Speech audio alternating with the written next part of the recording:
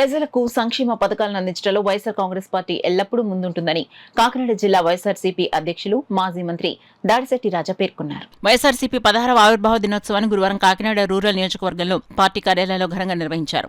కార్యక్రమానికి ముఖ్య అతిథులుగా దాడిశెట్టి రాజాతో పాటు ఉత్తరాంధ్ర జిల్లాల కోఆర్డినేటర్ కురసాల కన్నబాబు, మాజీ ఎమ్మెల్యే ద్వారంపూడి చంద్రశేఖర్ రెడ్డి హాజరయ్యారు. ఈ సందర్భంగా పార్టీ జెండాను ఆవిష్కరించి మాజీ ముఖ్యమంత్రి డాక్టర్ వైఎస్ రాజశేఖర రెడ్డి విగ్రహానికి పూలమాల వేసి నివాళులర్పించారు. ఈ సందర్భంగా దాడిశెట్టి రాజా మాట్లాడుతూ దేశంలో ఎక్కడా లేని విధంగా ఆంధ్రప్రదేశ్లో సంక్షేమ పథకాలను అమలు చేసి ప్రతి ఇంటికి చేరవేసిన ప్రభుత్వం వైఎస్ఆర్సీపీదేనని తెలిపారు. పేదల ముఖాల్లో చిరునవ్వు చూడటమే పార్టీ ధ్యేయమన్నారు. ప్రపంచాన్ని వణికించిన కరోనా మహమ్మారి సమయంలో కూడా ప్రజల ప్రాణాలను కాపాడటంతో పాటు వారికి ఆర్థిక సహాయం అందించడంలో వైఎస్ఆర్సీపీ ప్రభుత్వం విశేషంగా కృషి చేసిందని గుర్తు చేశారు. గత 15 ఏళ్లుగా ఎన్నో సవాళ్లను ఎదుర్కొంటూ పార్టీని బలోపేతం చేసిన ప్రతి కార్యకర్తకు, నాయకుడికి ఆయన కృతజ్ఞతలు తెలిపారు. కురసాల కన్నబాబు, ద్వారంపూడి చంద్రశేఖర్ రెడ్డి మాట్లాడుతూ పార్టీ ఆవిర్భావం నుంచి ఇప్పటి వరకు ఎదుర్కొన్న సవాళ్లను ప్రస్తావించారు. ముఖ్యమంత్రి వైఎస్ జగన్మోహన్ రెడ్డి ఆశయాలకు అనుగుణంగా రాబోయే రోజుల్లో పార్టీ మరింత బలంగా ప్రజల్లోకి వెళ్తుందని ధీమాను వ్యక్తం చేశారు. వైఎస్ఆర్ కాంగ్రెస్ పార్టీ ప్రస్థానం మీ అందరికీ తెలుసున్నదే. 15 సంవత్సరాలు పూర్తి చేసుకుని 16వ సంవత్సరంలో అడుగు పెడుతుంది. ఈ పార్టీ ఆవిర్భావం మన తూర్పు గోదావరి జిల్లాలో ముఖ్యంగా కాకినాడ పార్లమెంట్ లో జగ్గంపేటలో జరిగింది. ఈ పార్టీ ఆవిర్భావం ప్రజా సమస్యల మీద 15 సంవత్సరాలు బట్టి అలుపెరగని పోరాటం చేసాం. ప్రజలు మనకి జగన్మోహన్ రెడ్డి గారికి ముఖ్యమంత్రిగా అవకాశం ఇచ్చారు. జగన్మోహన్ రెడ్డి గారి పోరాట పట్టుదల చూసి ఒక ముఖ్యమంత్రి, ఒక మంచి మనసున్న మనిషి ముఖ్యమంత్రి అయితే ఏ విధంగా పరిపాలన చేయగలిగాడో ఈ రాష్ట్ర ప్రజలందరూ కూడా చూపించిన పరిస్థితి మనం చూసాం జగన్మోహన్ రెడ్డి గారి పరిపాలనలో. అదే విధంగా పరిపాలనలో గాని లేదా ప్రతిపక్షంలో గాని ప్రజా సమస్యలపై గళమెత్తి పోరాటం చేయడంలో ఈ దేశంలోనే ఒక బలమైన దిక్సూచి లాంటి పార్టీ వైఎస్ఆర్ కాంగ్రెస్ పార్టీ.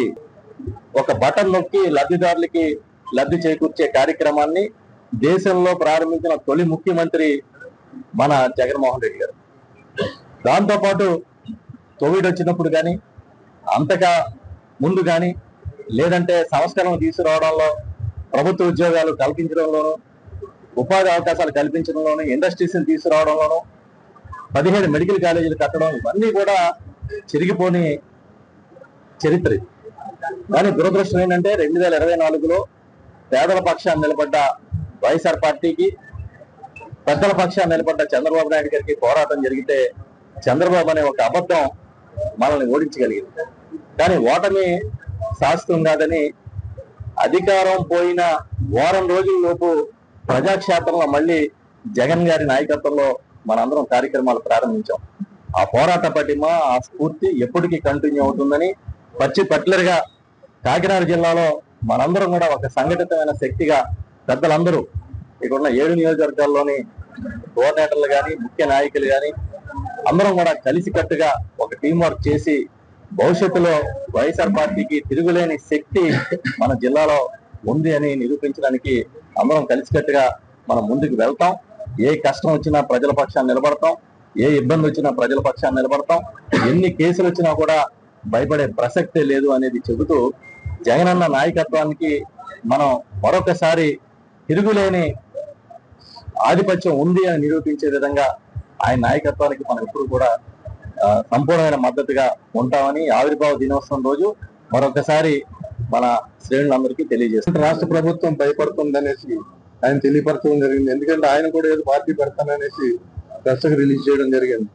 అదేవిధంగా అసెంబ్లీలో కూడా ఉప ముఖ్యమంత్రి గారు పవన్ కళ్యాణ్ గారు 11 మంది ఉన్న 1100 మంది సమాధానంగా చెప్తున్నారు వీళ్ళు అనేసి ఆయన మరీ అసెంబ్లీలోనే అనౌన్స్ చేయడం జరిగింది. కాబట్టి